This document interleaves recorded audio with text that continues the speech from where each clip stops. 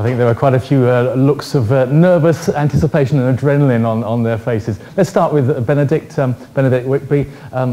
You must know this course as well as anybody. As a City of London police officer, you're training on the course, and do you think that does give you an advantage to be so used to it? Well, I know sections of the course. It's sections where I go out at lunchtime running from the city, I usually run between the sort of 13 and 17 mile point and sort of do an out and back run along there. So that stretch is certainly very familiar myself. But obviously being live in London, work in London, I know a lot of the course anyway, and I have run parts of the course, extended parts of the course a few times as well. So, do your hours, shifts as a police officer, are they conducive to top-level training, or are you having to do night work and unsocial hours? No, well, thankfully, last sort of couple of years I've been able to be office-based in the Economic Crime Directorate at the City of London Police. So that's predominantly office hours Monday to Friday, which is good. Sort of to get a regular pattern to the training, you're able to get that rather than having to work shifts, weekends and nights, which is obviously a bit detrimental to the training.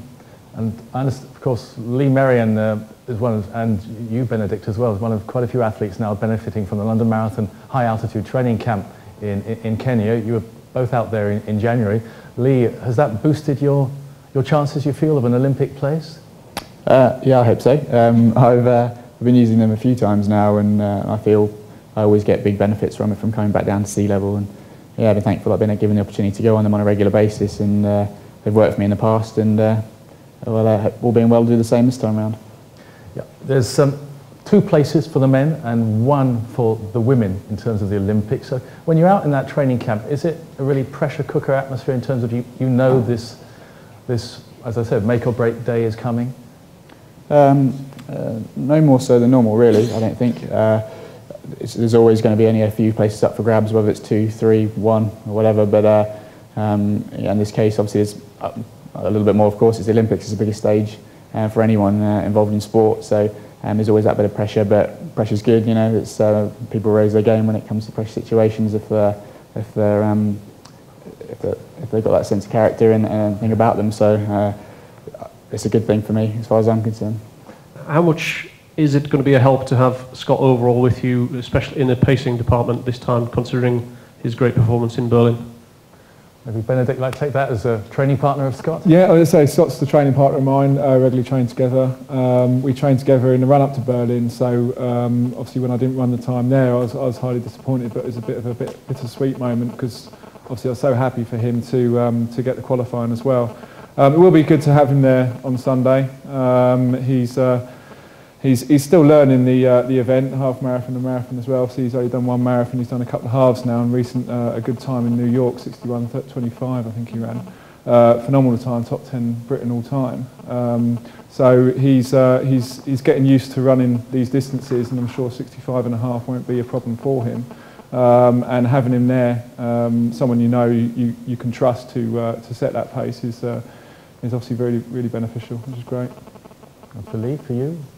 Yeah, I mean, it's going to be a help. Scott's got experience of running the sort of times that we need to run on Sunday, so it can only be a help. We've got obviously a couple of other guys that are going to be helping us out too, so and a group that will be going all aiming to hit that time. So there'll be no shortage of people in and around that group aiming to run 2:11. So it won't be just Scott; there'll be other guys there. So, but obviously having someone that will be comfortable running at, like Ben says, 65:30 through halfway, having run considerably quicker over a half time now, he's in good enough shape to do that. And we've got another guy in there who's run 2:11 for the marathon, who's aiming to go a good part of the distance with us too. So that's reassuring, and but we all be trying to shoot for that time and pushing each other along as well. So.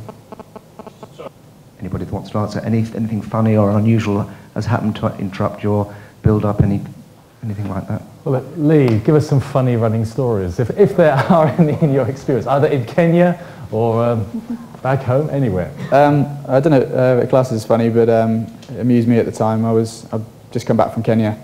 I've been using the London Marathon training camps out there, and I went to do a hill session. I got a driver on a matatu. That's what it's like a minibus taxi that they use out in Kenya.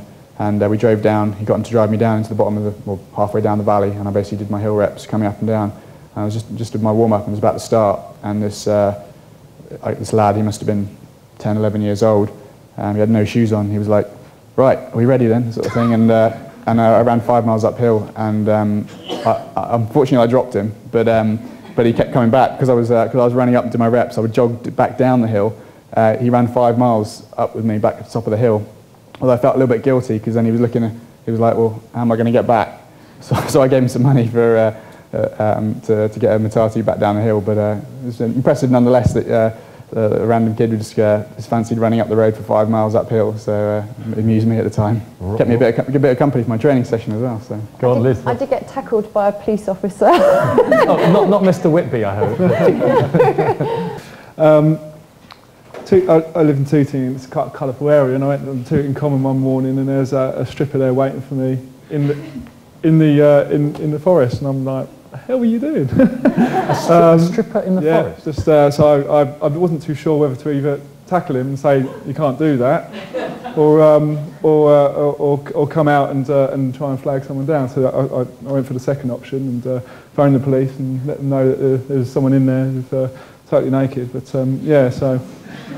Did your colleagues, when you made that call, if your colleagues knew it was you, did they think it was some kind of hoax? No, not particularly, because I'm obviously City of London's only a square mile, so we live in the Metropolitan Police area. So they called, and I think they've sort of cleared that area up a little bit now. But yeah, it was quite surprising at 6:30 in the morning that they'd bother getting out that early, really.